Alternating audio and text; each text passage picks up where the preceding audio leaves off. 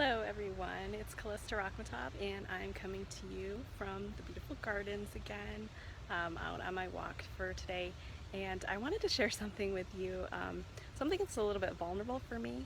So I noticed yesterday that I wasn't getting a whole lot of stuff done, and when I went back through what I had been doing in the day, I realized that I had started researching something was interesting to me, so I started looking it up, and that led to something else, and then I started looking that up, and I started researching and learning about all these different topics.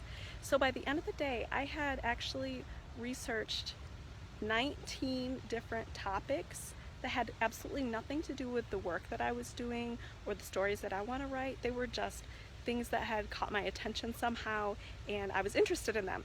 And I think as writers, we fall into this a lot, right? So we get interested in, maybe we're researching something for a book that we're writing or a project, and that leads to something else, which leads to something else, which leads to something else, which leads to something else. And by the end of the day, we have, we've done a lot of research and we're much more knowledgeable. We tend to be learners if we like to write, but we haven't actually done what we set out to do.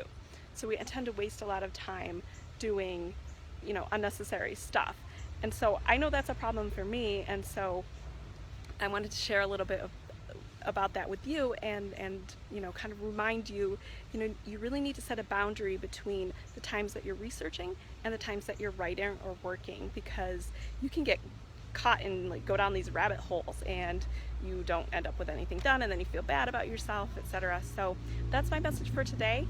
Remember to separate your research time, which is also very important, by the way. I don't want to downplay that, but kind of have your research or scanning time where you're free to do whatever you want, and you're free to research whatever comes across your eyes, and because I think that's important too.